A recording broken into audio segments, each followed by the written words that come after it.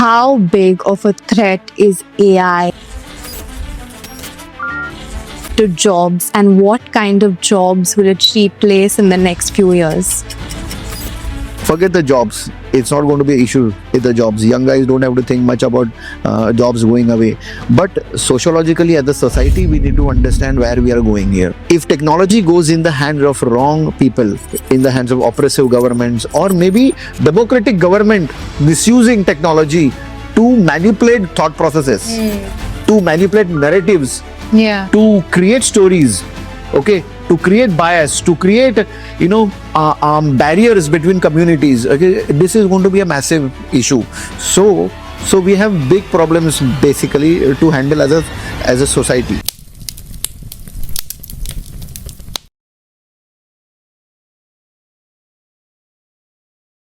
AI and artificial intelligence, one of the most booming fields. And more than that, everyone wants to know about it. Will it take away our future jobs? What kind of jobs will it take? And so much more. Our generation also, in fact, uses ChatGPT and other tools like that to know about our feelings. We use it as our unpaid therapist. But what is this world of AI? What kind of jobs will it take over? And more than that, how can we use it to better ourselves? So today, on today's episode, we have Manish Pawar. He is a director at IMPROV and the founder of Earthsum. He has been into business transformation, strategy and consulting for many, many years. And today we are going to talk about the world of artificial intelligence. Hello and welcome to Breww and Banter. It's an absolute pleasure to have you on, and especially to talk about a topic that so many people want to know about. So thank you so much for coming today. And thank you from me as well, actually. It is a pleasure to be here with you on Breww and Banter. And it's a very interesting topic. Interesting in the sense it's a future. Yeah. So everyone has his own opinion on things. I am, as an industry veteran with over 25 years of experience, I think, and since we have worked pan sector, we have accumulated some amount of data wherein we can maybe infer some things on this and can share with people on that. It's an absolute pleasure to be here again. And now, actually, to start with, I just want to start with this question that everyone wants to know about. How big of a threat is AI to jobs, and what kind of jobs will it replace in the next few years? You see, we need to understand this in a very holistic way first. We need to understand that as a civilization, we are in a constant state of transformation, right? If you look at the history of Homo sapien, species, which we are, which dates back to 2 lakh years, technology has played one of the most important and instrumental role in societal transformation. Yeah. Okay. And it's been a constant churning in terms of technology. Technology has,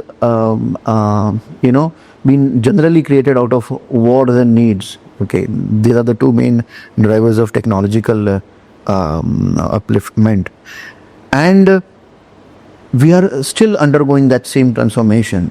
And we need to understand that artificial intelligence, or the application of it under technological enhancement that is happening towards enabling smarter artificial intelligence is inevitable. Actually, we cannot run away from it. We cannot despise it. Yeah. All we can do is accept it. Okay. On a very funny note, if you see 50 to 60 years back, maybe 70 years back, there was no such thing generally called as a love marriage. It's an industrial concept. Love marriage is an industrial concept now, and then there was a huge amount of resistance. Yeah. In that, there is still sporadically, especially in our country. In our country, but we can see largely that things are already transformed. Yeah. Okay. So correlating it to the AI perspective, I think people who feel threatened or maybe are on a wrong note here. Adaptability is the key. The entire human race has survived due to adaptation. So adaptability is the key here. There is no, of course, there is a threat in terms of, it's a different threat, but if we consider from the employment perspective, there would be an essential need to relook at how employment would be created, and then where one as an individual would place himself. Okay, so it is not a threat per se directly, but we need to adapt. So the sooner people adapt or accept it, acceptance is the key here. Acceptance is the key, definitely. So the sooner any individual thinks that I'm not an alien looking at it from a third party perspective, I'm a part of this entire system, and I need to amalgamate and change myself accordingly. So there is no need to be threatened about it. And again, this threat word is a very subjective word. You see, we all look at it in a time span. 10 years down the line or 15 years down the line, where will technology go? It is difficult to comprehend currently. So we always talk about change in a very limited time perspective. We can talk about 5 years, 10 years, 15, 20 years. It is difficult to, of course, predict how societal changes will happen, but definitely it is not a threat. It is not a threat from my perspective, from the employment aspect. So you think it will not completely take over all sorts of jobs, or are there particular jobs you think AI will completely take over? Again, let's look at what AI is about. I mean, artificial intelligence. If we dissect that whole concept, there is a huge amount of data. Okay, there's a huge amount of data already existing. It can be on the internet, it can be in your own systems, it can be in companies' internal servers. Okay, it can be in on governmental servers, etc. So analyzing the data and drawing conclusions, and then further simplifying a task. Simple. So if we look at it from that perspective, I would say it is a very sector specific point that we can have here. Low key jobs, typically if we consider call center jobs, wherein these are low competency jobs. I would not say speaking as a low competency issue, but wherein the skill set can be acquired pretty fast. Okay, which do not require higher competency. Okay, especially service oriented jobs. We are not talking about physical transformation of products here. We are not talking about typically complete manufacturing here, or we are not talking about complete supply chains here. But planning in supply chains can be improvised. People will switch to other jobs. They would adapt. They would have to adapt. So from what you said, then, sort of what I'm understanding in the beginning, maybe it is not as big of a threat as it is, shown to us by media. The way that, media is showing us is that completely most jobs will be eradicated, a lot of today also, like recently I was talking to somebody and I was talking about my masters, and they were telling me that think about whether that particular job will be taken over by AI if you're doing a masters in that particular field. So I think people are just thinking about that. So do you think somewhere it's overrated and somewhere people have made it more scary than AI actually is? I'll just give you directly examples. If you are considering an engineer, okay, if you consider an engineer, especially if you consider a mechanical engineer also, okay, factories are subjected to automation, okay, but on the shop floor, there will always be material transformation. Okay, if we consider transportation as a sector, okay, we are still not reached the stage where there are driverless trucks. Okay, loading, unloading, okay, cannot be automated to the extent that complete human transformation would be eliminated. Warehousing, definitely, warehousing industry, if we look at it, there is a huge reduction in manpower, wherein it is all smart system driven. Okay, if we consider the oil and gas industry as well, there is limited scope in terms of, yes, maintenance activity, predictive maintenance can be automated, but then a human being has to go and intervene there. I'm just giving you sectoral example. If we consider copywritings, if we consider content development, Yeah. development, content development is going to be a sort of a challenging activity in the time to come. So we need to understand where we stand in terms of which sector are we going to attack, or are we seeking jobs. So that's how, and someone has to approach a mentor, who is an industry veteran, so he can guide them. Yeah. So don't get panicked as such. I think that would be my message to the newbies. Would be right. Yeah. And you said, right, better prompts. Like, we need to understand when it comes to all these tools, be it Chat GPT, it will give you a better output if you put a good input, if you know how to put in the right kind of prompts, if you know what to add. But people may not really understand that. So what is the key here to add better prompts, into Chat GPT or any kind of AI tools that we get a better result? What is a prompt? If we understand what is a prompt, okay, a prompt is your intention as to what kind of a result you want Okay. from the system. Okay, now the system is not a human being. He doesn't read your face. Okay, he doesn't know what's going on in your mind. So you need to describe what you want as explicitly as possible. Okay, so now your needs can vary. Okay, tomorrow you may say, I need a hotel in Shivaji Park. A simple prompt will give you a huge list of maybe hotels in Shivaji Park. Example, tell me 20 hotels around. But then you need to say whether you are a vegetarian or a non-vegetarian. Okay, either you would like to have Punjabi food or whether you like to have. I'm giving you a very, very, very base level example. Yeah. Right? There can be a 5-star expensive hotel, and there can be a very small joint as such. Yeah. So the more information you give to the system, the more appropriate it would give you as a result. That's the basic fundamental. We have the whole concept is now coming under an umbrella term called prompt engineering. We all in the industry have to sell certain things, so new jargons come about. But at the base level, we have only this thing called as the logic that drives. Number one, do you want the system to think that you are a doctor? You may be a doctor, okay, but then if you don't feed that thing in the prompt, okay, please think as a doctor. Yeah. Okay, and then give me an input. Yeah. And as we're talking about also prompt feeding and prompt engineering, the thing is a lot of people are also using AI almost like Google. But AI is so much more than that, especially the older generation that may not know too much about it. How can they actually use it in a better way so that it is giving them a better output, be it for their business or be it for any requirement that they might have, because it is definitely beyond a search engine, beyond just Google. If we consider the example of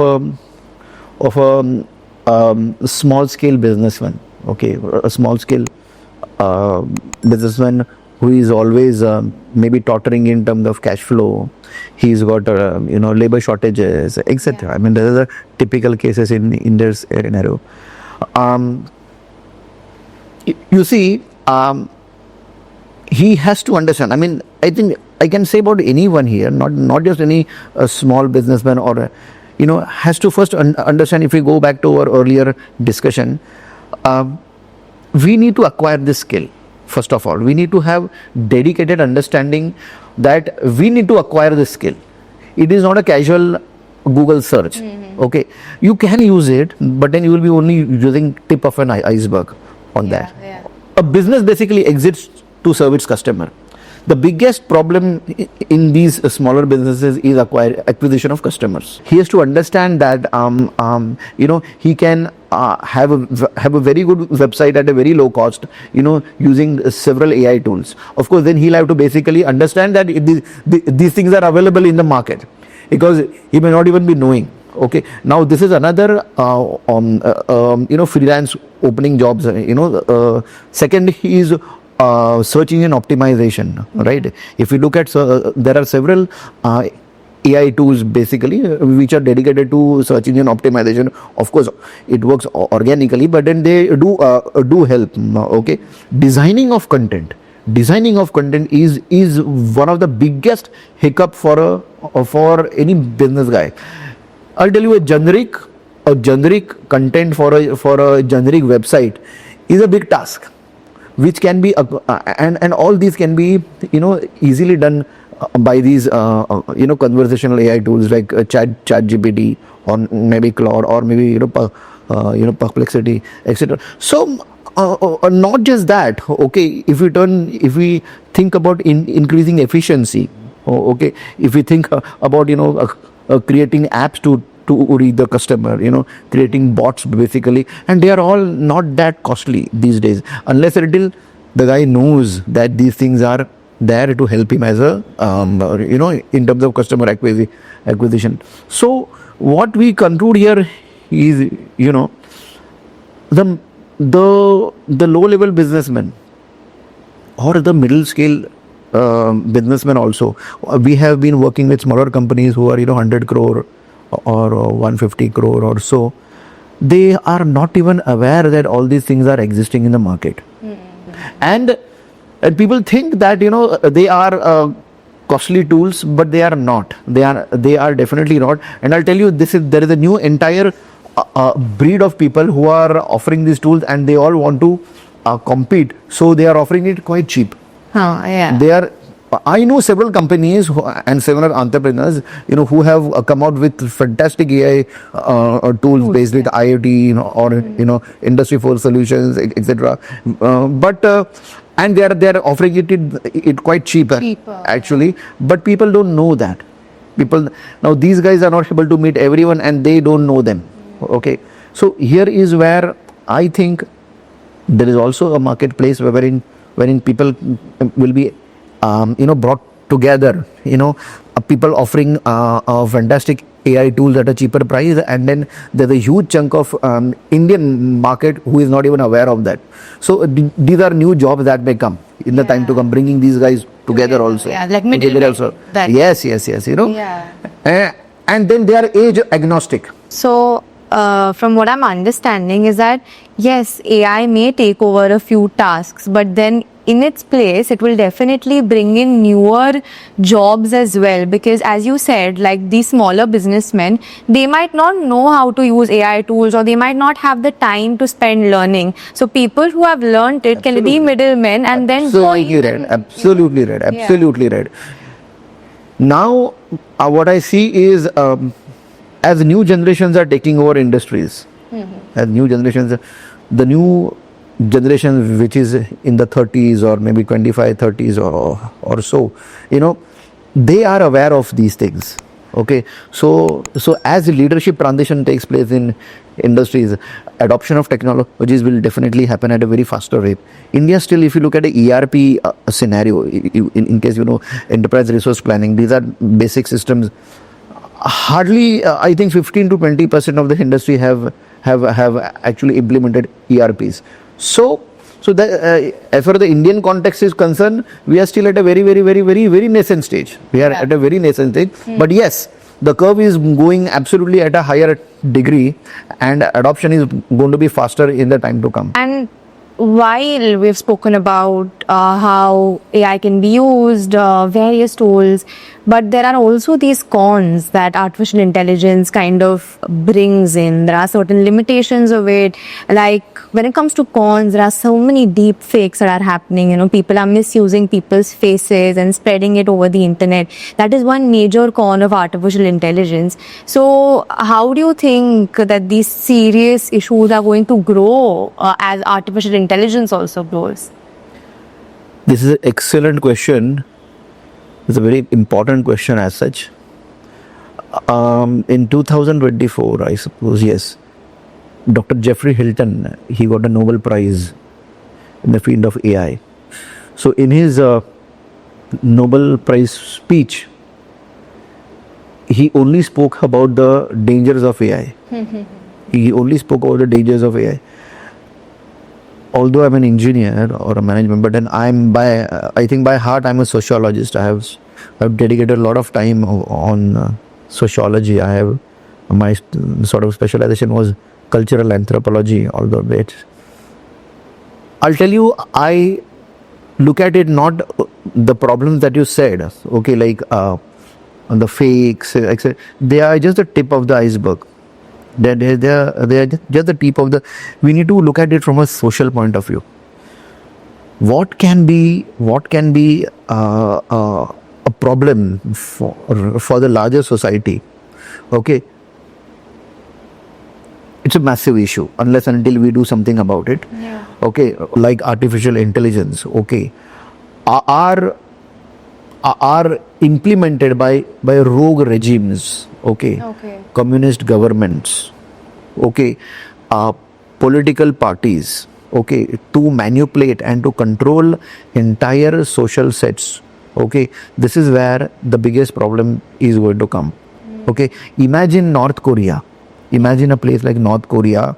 Okay, there's an entire beautiful technology that has been created by the free world. Okay, and now an oppressive dictator is going to adopt that, and he's going to superimpose that on his entire population to survey, to monitor the behavior of his people. Imagine the amount of control that one particular person or one particular party may have on that entire population. Okay, people absolutely zero freedom of speech, maybe, so there is a larger problem. Basically, this is the social problem. This is the social aspect of the problem. The technological aspect of the problem is another sort of aspect, which is, what if we reach a point beyond singularity, like, when they say that in the next maybe 30 years or so, artificial intelligence would be smarter than human beings. Okay, and if you deduct that over a period of 100 years, I'm not talking about 20-30 years, what would be the exponential increase in the intelligence? Okay, if artificial intelligence itself improves itself, so there are these larger problems. Deepfakes are not even a prick, basically. So we have got genuine problems in the time to come. Forget the jobs. It's not going to be an issue with the jobs. Young guys don't have to think much about jobs going away. But sociologically, as a society, we need to understand where we are going here. If technology goes in the hands of wrong people, okay, in the hands of oppressive governments, or maybe democratic government misusing technology to manipulate thought processes, to manipulate narratives, Yeah. okay, to create stories, okay, to create bias, to create barriers between communities. Okay, this is going to be a massive issue. So we have big problems basically to handle as a society. And of course, now that brings us to the point of, are there laws? Yeah. So now, what are the governing laws? India doesn't really have a law specifically for AI. There's a law for in the European continent, in the EU AI Act as such. Of course, there is a AI treaty that has been signed basically, I think in 2024, I suppose. Okay, which is going to and 50 countries have already signed that, but it is not a legal framework. Basically, it is a voluntary treaty, and then governments are supposed to lay down for foundational laws for. Yeah. So India, in the time to come, of course, they are working on that. Currently, we just have the DPA. I mean, there is the Data Personal and Data Privacy Act. Okay. Before that, we had the IT Act as such. We had the IT Act, which was in 2000, and lately we have this DPA Act. And the new draft is again being formed. So hopefully in the time to come, we would have better laws to govern. Now, what would you govern? Understand, there are two aspects to it. What would you govern? There are primarily 3 to 4 parts in this. One is, how effective the output of the data would be. the quality of output. Right. The quality of output. Second is how transparent are these engines which give you the output. Transparent they need to tell us from where data is coming. Okay. Another element is it a threat to human rights? Okay. How much controlling, and then who would control this? So it's a very complex subject and a difficult phase for humanity. Okay. This next 5 years would be very decisive in terms of AI regulations, and then how as a civilization we address this problem actually. But we definitely need stricter laws in place eventually for AI. Yes, we need at the same time they have to be pragmatic enough that they do not throttle creativity. At the same time, so it is a very complex subject. And now coming to people using AI to earn money, right? If people want to choose a particular field wherein AI will help them earn more money, what field will that be? If you look at the journey of a typical student, okay, no one goes to work after 10th, right? So they generally choose a path right after 10th. Yeah. It can be any STEM or maybe medico or maybe accounting, maybe management, or so so right after 10, maybe at the age of 16, you have already decided generally what you want to be in life. In life, yeah. Number one. So now so I think you need to understand that you have started a journey towards a particular career. If you are into commerce, in maybe you have chosen maybe insurance, or maybe you have chosen banking. Okay. If tomorrow you are into mass media, so you have already maybe chosen journalism or any of those allied fields. Okay. I think the best way to approach this answer is, once you have chosen a path, you need to understand what is the best thing that is working in my path in terms of AI. Yeah.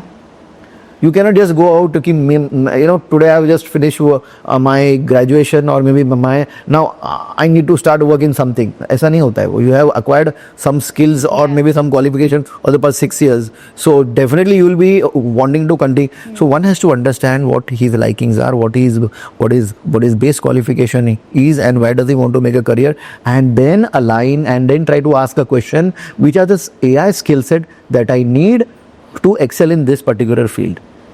If my liking is to write basically, or to create a content, or to create a content, then I need to basically surpass what can be easily got with the AI model, or maybe align to what it is. So of course I'll tell you, one of the biggest demand is content writing these days.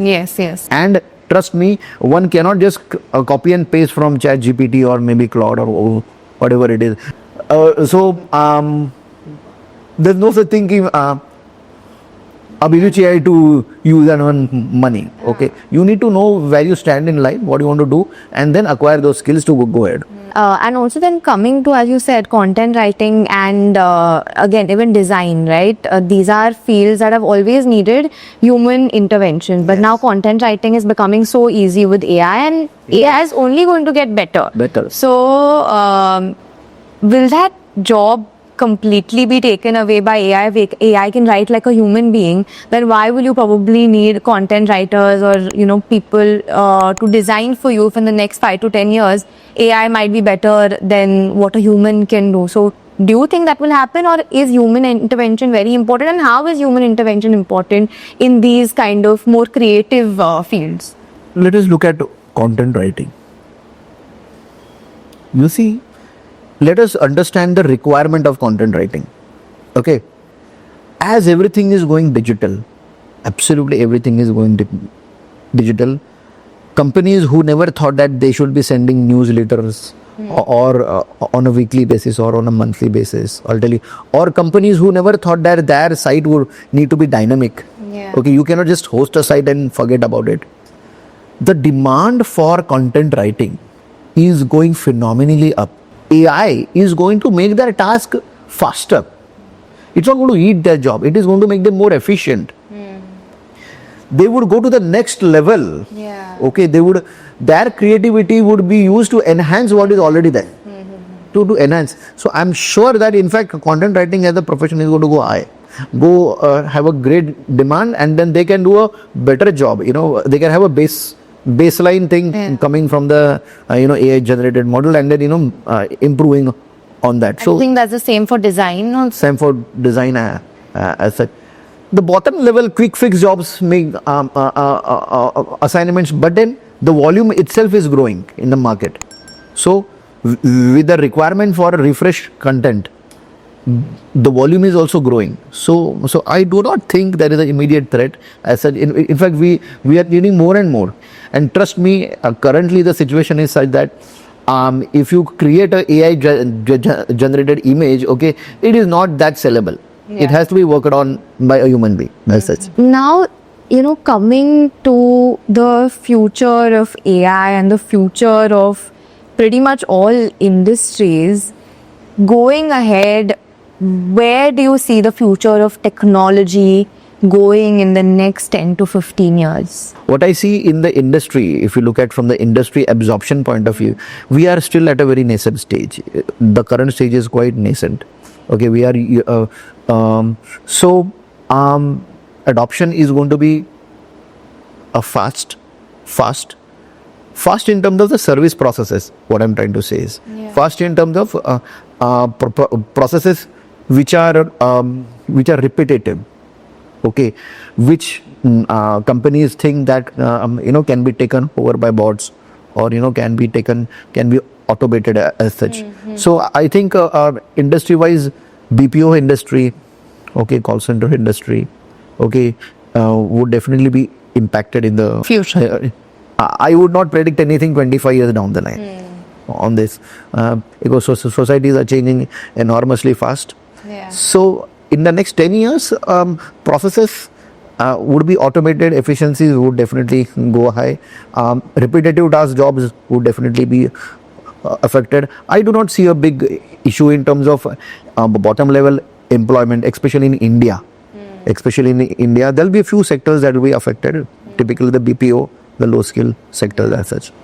So from what I've understood from this entire conversation is that we don't have to look at AI and technology as a threat. We just have to adapt, learn better so that we grow along with AI. It's not going to completely vanish away and take away our jobs, but we need to constantly adapt ourselves as society and technology is evolving. Yes. That's the point. Yeah, I mean, the crux is to accept things. The crux, if you say, if you as a final statement, if I can say here is, we all need to understand that human race is in a constant entropy, and entropy is change or transformation. This is another wave of transformation that is happening, and it was inevitable. It was inevitable, and then we need to adapt to it. We have to accept it. At the same time, I would say that we need more people who can stand on their ethics. Okay, governance has to be strong. Very, very, very important. Okay. Yeah. Thank you so much for coming. This was a lovely conversation, very, very informative and knowledgeable conversation. And I'm so glad we could make this happen and have a very, very good and wholesome episode. And thank you for giving us opportunity Thank you to express. Thank you so much, Rashi.